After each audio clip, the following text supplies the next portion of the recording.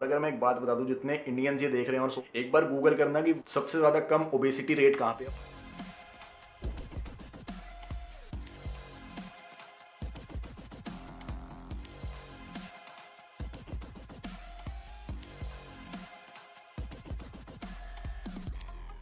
तो स्वागत है दोस्तों आप सभी का मेरे चैनल पे। तो इस चैनल पे हम लोग बात करते हैं कि कैसे आप अपनी हेल्थ परफॉर्मेंस एंड फिटनेस को इम्प्रूव कर सकते हैं।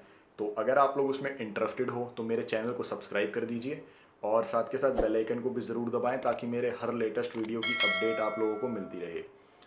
तो दोस्तों आज की इस वीडियो में मैं बात करूंगा उन मिस्टेक्स की जो अक्सर हम लोग करते हैं किसी भी डाइट को फॉलो करते हुए। किसी भी डाइट को फॉलो करने से पहले हम उन चीज़ों को सोचते नहीं और हम वही सबसे बड़ी गलती कर जाते हैं जिस वजह से हमें नुकसान होते हैं और कॉन्सिक्वेंसेस हम लोगों को फेस करने पड़ते हैं। ये हमेशा होता ही रहता है, खासकर बिगनर्स के केस में, कि वो कोई भी डाइट सुनते हैं, कोई भी पर्टिकुलर फूड आइटम सुनते हैं तो वो उसको सुनने के बाद उन्हें ऐसा लगता है कि वही फूड आइटम, वही डाइट बेस्ट है हेल्दी रहने के लिए, फिट रहने के लिए।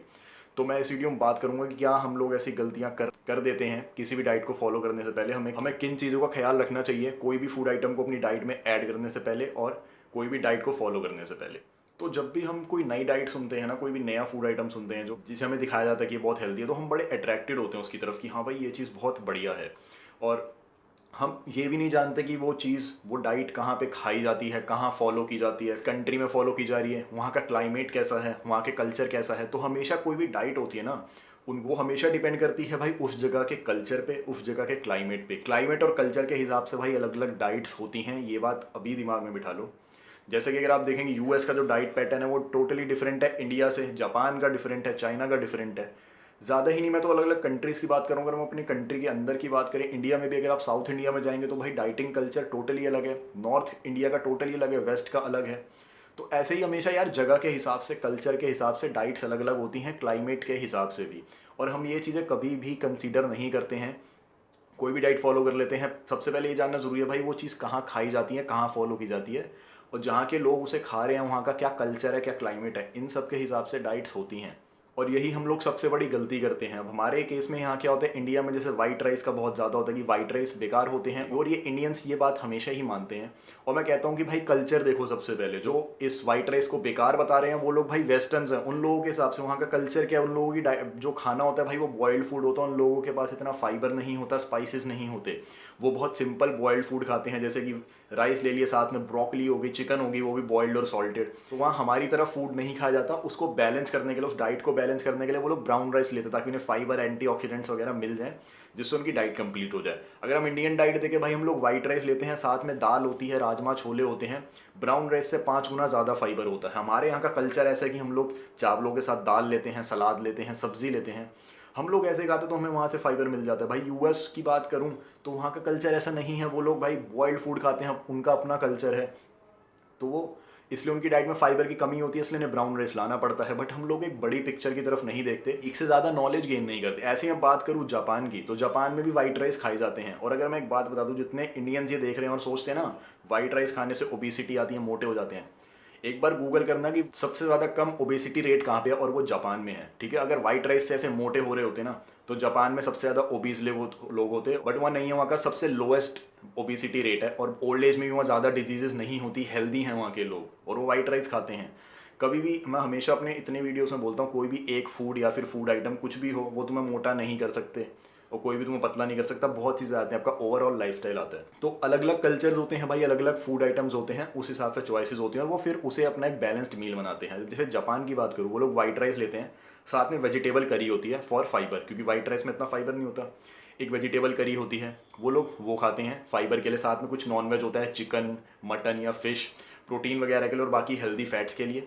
तो एक कंप्लीट मील वो लोग ऐसे बनाते हैं। अब इंडियंस की मैं बात करता हूँ, यहाँ क्या होता है, यहाँ पे रोटी होती है, स्टेपल फूड हमारा चपाती है या राइस है।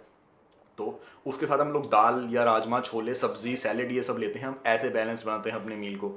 ऐसे ही मैं यूएसए की बात करूँ, अमेरिका की बात करूँ, तो वहाँ क्या होता है, वो लोग बॉइल्ड राइस लेते हैं, साथ में कोई ब्रोकली या कोई ग्रीन वेजी लेते हैं, साथ में चिकन हो गया उनका, कुछ भी हो गया, बीन्स हो गए। तो वो लोग ऐसे अपनी डाइट को बैलेंस बनाते हैं।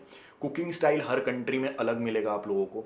तो ऐसे कल्चर्स के हिसाब से कुकिंग की जाती है, अपनी डाइट को बैलेंस बनाते हैं। ऐसा नहीं होता कल को आपको कोई जैपनीज डाइट दे और आप बोलो बहुत अच्छी है, मैं इसे फॉलो करूंगा, और इंडिया में आप रह रहे हैं, आपका ईटिंग कल्चर अलग है भाई, बहुत चीज़ें अलग है, तो आप उस डाइट को फॉलो नहीं कर पाएंगे, नुकसान होंगे, फॉलो तो कर ही नहीं पाएंगे, ऑब्वियसली सस्टेनेबल नहीं होगी, बट दूसरा नुकसान भी इसके हो जाते हैं। ऐसी क्लाइमेट की बात आ जाती है, अलग अलग क्लाइमेट पे अलग अलग फूड यार देखना पड़ता है। जैसे कि मेरे क्लाइंट है, उनको एक डाइट दे दी गई थी जिसमें बहुत ज़्यादा चिकन और एग्स थे। अब जो मेरा क्लाइंट है वो साउथ इंडिया से, भाई वो साउथ इंडिया में आप जानते हैं कितनी गर्मी होती है। वो जो सो कॉल्ड न्यूट्रिशनिस्ट ट्रेनर जो भी था, उन्होंने बिना क्लाइमेट को कंसिडर करे एक डाइट पकड़ा दी। अब भाई जो मेरे क्लाइंट थे उनको काफ़ी ज़्यादा इश्यूज़ हो गए, हेल्थ इश्यूज़ हो गए। उन जब वो वॉशरूम वगैरह जाते थे तो ब्लड आता था, क्योंकि बॉडी हीटअप ज़्यादा हो गई थी।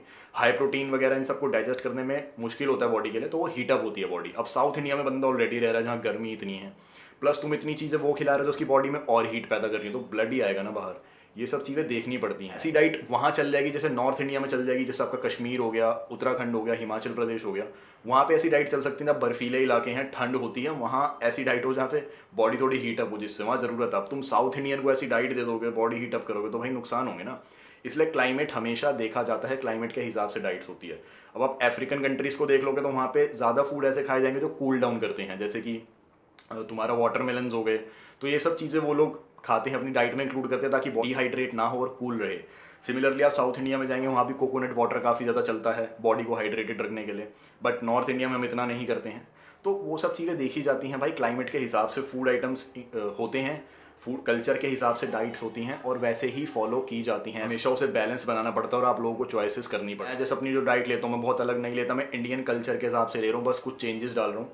तो ऐसा नहीं होता ना कि तुम एक डाइट फॉलो करके फिट हो जाओगे, तुम्हारा ओवरऑल लाइफस्टाइल आ जाता है। इसलिए हमेशा ये बात याद रखा करो, अलग अलग कंट्रीज होंगी, अलग अलग कल्चर्स होंगे, अलग अलग ईटिंग हैबिट्स होती हैं, लाइफस्टाइल अलग होते हैं, बहुत चीज़ें लग आती हैं, क्लाइमेट भी आ जाती हैं, उस हिसाब से फूड चॉइसेस होती हैं। अब आप क्या कर सकते हैं, जो आप खा रहे हो आप खाएं और उसे अपने तरीके से बैलेंस बनाएं, ठीक है। आपके जो प्रोटीन, कार्बोहाइड्रेट और फैट्स का रेशियो है वो सब बैलेंस डाइट के हिसाब से होना चाहिए, वो आप खुद बनाएं। आप देखें आपकी करंट डाइट में क्या कमी आ रही है, किस में न्यूट्रिएंट की कमी आ रही है, किसी मिनरल, विटामिन की या फिर प्रोटीन की या फैट्स की कमी आ रही है, तो आप वैसे वैसे फूड आइटम्स इंक्लूड करें जो आपके क्लाइमेट के हिसाब से आपकी बॉडी को सूट करें। तो ये सब चीज़ें देखनी पड़ती हैं। अपनी करंट डाइट जो भी आप खा रहे हैं पहले उसे देखें, फिर देखें उसमें क्या कमी आ रही है, देन फिर उसके बाद आप फूड आइटम्स इंक्लूड करें अपनी डाइट को बैलेंस्ड बनाने के लिए। जो जो आपकी रिक्वायरमेंट्स है जिस मैक्रोन्यूट्रिएंट की, आप उसे अपने हिसाब से एडजस्ट कर सकते हैं। अपने गोल्स के हिसाब से आपको हेल्दी रहना है, मसल गेन करना है, फैट लॉस करना, उस हिसाब से आप अपनी डाइट को एडजस्ट कर सकते हैं। और हमेशा अपनी जो डाइट है आप रेगुलरली खाते आ रहे हैं, आप उसी पर रहिए, ज़्यादा इधर उधर मत जाइए, कॉन्सिक्वेंसेस हमेशा फेस करोगे। दोस्तों ये था आज का वीडियो एंड आई होप आप लोगों को ये वीडियो अच्छा लगा होगा, कुछ आप लोगों को नया सीखने को मिला होगा। अगर आप लोगों को ये वीडियो अच्छा लगा तो प्लीज़ इसे लाइक करें एंड शेयर करें ज़्यादा से ज़्यादा, और मैं मिलता हूँ आप लोगों से अपने अगले वीडियो में।